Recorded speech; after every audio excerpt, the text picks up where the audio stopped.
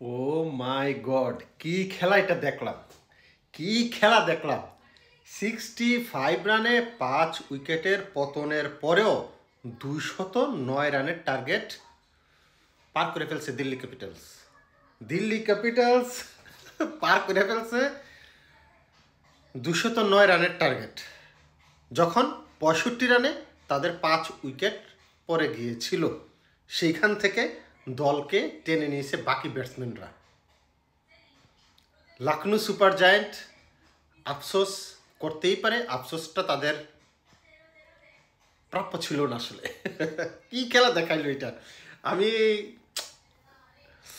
বুঝতে পারতেছি না এখনো কি বলবো, এটা নিয়ে কি ভিডিও বানাবো।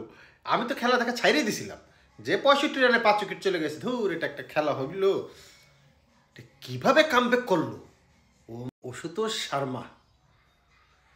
31 বলে 66 রানের যে ইনিংসটা, 31 বলে 66 রানের ইনিংসটা অসাধারণ, আউটস্ট্যান্ডিং, যাই বলি তার চাইতেও কম।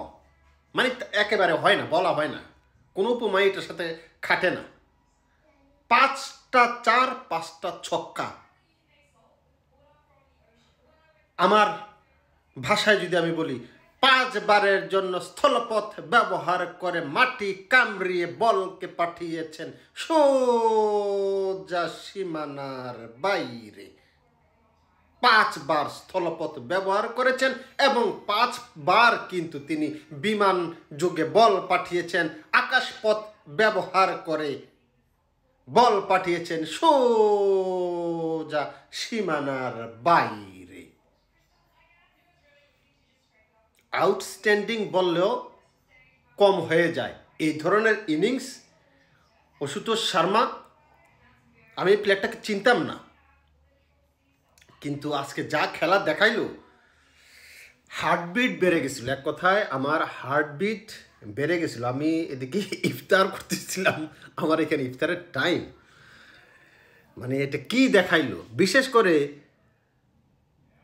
যখন 8 নম্বর উইকেটটা পড়ে গেল, তখন আমি মনে করলাম যে না, এই ম্যাচটা আসলে হচ্ছে না, আর হয়তো পারলো না। কিন্তু সে একদিক থেকে মেরেই যাচ্ছে, কিন্তু পরবর্তীতে যখন আপনার আরেকটা উইকেট পড়ে গেল, 9 নম্বর উইকেট, আমি তো মনে করছি শেষ। বিশেষ করে যখন লাস্ট ওভারে ওই সাইডে গেল নন স্ট্রাইকের ব্যাটসম্যানকে মূলত তো বলার সে, আমি তো ভাবছি শেষ, এই আশুতোষ শর্মা আর স্ট্রাইক প্রান্তেও যেতে পারবে না, ম্যাচ এইখানে শেষ হয়ে যাবে। বেচারার জন্য খারাপ লাগছে যে এই লোকটা এত ভালো খেললো, এই প্লেয়ারটা এত ভালো খেললো, সে স্ট্রাইকে গেলেই ম্যাচটা জিতে যায়, বাট সেই স্ট্রাইকে যেতে পারবে না, কারণ আমি ধরে নিছি ওই ব্যাটসম্যান আউট হয়ে যাব। এবং আউট হচ্ছিলই, ঋষভ পান্তের একটা মিস স্টাম্পিংয়ের কারণে ওই বেঁচে গেল। পরবর্তীতে যদিও এলবিডব্লিউর আবেদন করেছিল, রিভিউ নিয়েছিল, দেখা গেল যে এটা অফ স্টাম্প মিস করতো, কিন্তু এটা ঋষভ পান্ত মিস করছে।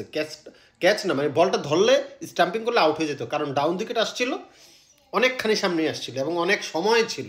মহেন্দ্র সিং ধোনি কালকে একটা স্টাম্পিং করছে, মানে 42 বছর বয়সে এই লোক যা করছে। মহেন্দ্র সিং ধোনি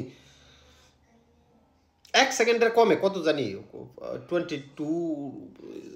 22.22 সেকেন্ডে সম্ভবত স্টাম্পিংটা করছে, অসাধারণ। আজকে ঋষভ পান্তের এই স্টাম্পিংটার কারণে ম্যাচটা হেরে গেল। এই স্টাম্পিং করলে ওরা অল আউট হয়ে যেত। তখনও দলের জন্য রান প্রয়োজন ছিল 6 রান, কিন্তু স্টাম্পিং মিস, রান নিতে পারে নাই।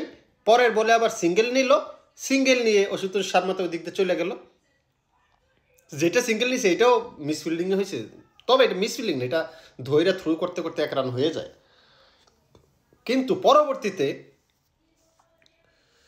4 বলে 5 রান যখন দরকার, আশুতোষ শর্মা ওদিক দিয়ে চলে গেছে, 6 মেরে দিল।